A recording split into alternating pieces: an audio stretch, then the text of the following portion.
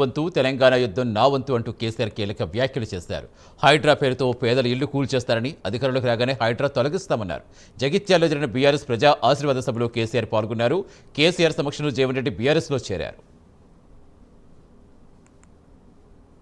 జీవన్ రెడ్డి గారు నేను మొన్న కలిసినప్పుడు ఒక మాట అనుకున్నాం. మేము ఎట్లా ముందుకు పనిచేద్దాం ఏంది, మేము ఇద్దరు మూలకోలం అనుకొని ఒక కుటుంబంలో అన్నదమ్ములాగా పనిచేద్దామని చెప్పిన నేను.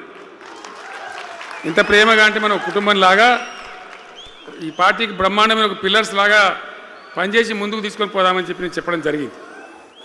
ఈరోజు పార్టీలో వారు చేరిన వెంటనే చాలా బ్రహ్మాండమైనటువంటి మనకు ఒక ఊపు వస్తూ ఉంది.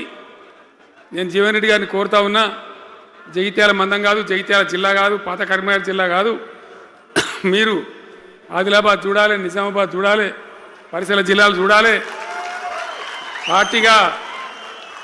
పార్టీ ప్రధాన కార్యదర్శిగా ఈ నిమిషం నుంచి నేను అపాయింట్ చేసుకుంటా ఉన్నాను. బ్రహ్మాండంగా ఈ ప్రాంతం అంతా కూడా మీ సేవలు అవసరం ఉన్నాయి పార్టీకి. అదే కాదు, 600 ఏది ఏమైనా ఏమవుతుంది, 100% మళ్ళా బీఆర్ఎస్ గవర్నమెంట్ వస్తుంది.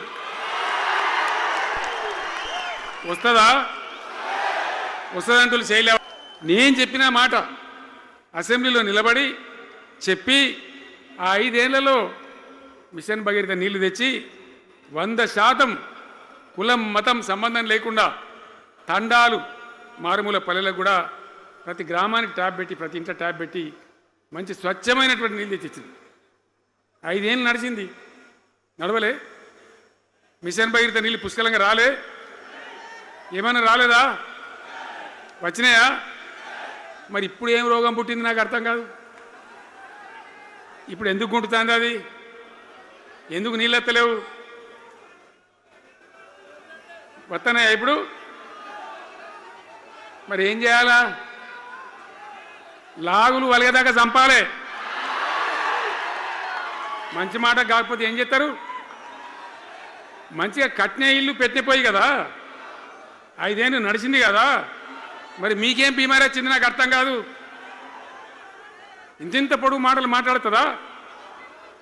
అడ్డం పొడుగు మాట్లాడుతుందా? పొద్దున్న లేతే కేసీఆర్ చావాలి, నువ్వు 1000 జన్మలు ఇచ్చినా నేను చావనా కొడుకు అనుకుంటున్నావు.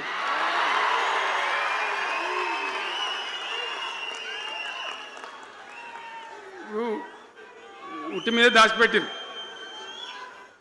మన ఇళ్ళలో దాతారు కదా, ఏది ఉట్టి అని ఉంటుంది. ఇప్పుడు మీకు తెలుసో లేదో కానీ ఇప్పుడు ఈ మధ్యలో ఫ్రిడ్జ్లు మోపోయిన మునుపు ఉట్టి అనేది ఉంటుండే.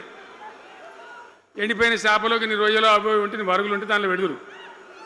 పిల్లికి అందదా ఉట్టి, కింద కూసుకొని శాపం పెడతా ఉంటుంది, తెగాలే పడాలి. పిల్లి శాపానికి ఉట్టి తెగుతుందా? మరి విధవారు కేసీఆర్ రావాలంటే కేసీఆర్ దత్తడా? మళ్ళీ చెప్పుల లైన్లు, కాళ్ళకు వాపులు రావాలి. ఆటో రిక్షానికి చెప్తే 10 బస్తాలు వేసిపోరాబోయంటే పొలం కాడ వచ్చి ఎత్తుండే. ఇలా యూరియా కోసం ఇంత బాధన. ఇది ఎంత అసమర్థమైన ప్రభుత్వం, ఎంతగాని శాతగాని ప్రభుత్వం. అన్నిటికీ బాధనే కదా. బంగారం లాగున్న రైతులు ఎంత ఆనందంగా ఉండే. వానాకాలం పంటలు పండితే తడిసిన ధాన్యం కాడికెళ్ళి కొని మొత్తం బ్రహ్మాండంగా రైతులకు డబ్బులు బ్యాంకులు వేసేది, మధ్య దళారు లేకుండా. మా గంగుల కమలాకర్ వేసేది, చేయి మీద కూర్చున్నాడు సివిల్ సప్లైస్ మినిస్టర్గా, కొట్లాడి తీసుకుపోయి వేసేది. రైతులకు ముందుగా పోవాలి, వాళ్ళు పోయి మళ్ళీ సెకండ్కి పని చేసుకోవాలి. ధాన్యం అమ్మిన డబ్బులు వచ్చేది, ఇటు రైతు బంధు పైసలు వచ్చేది.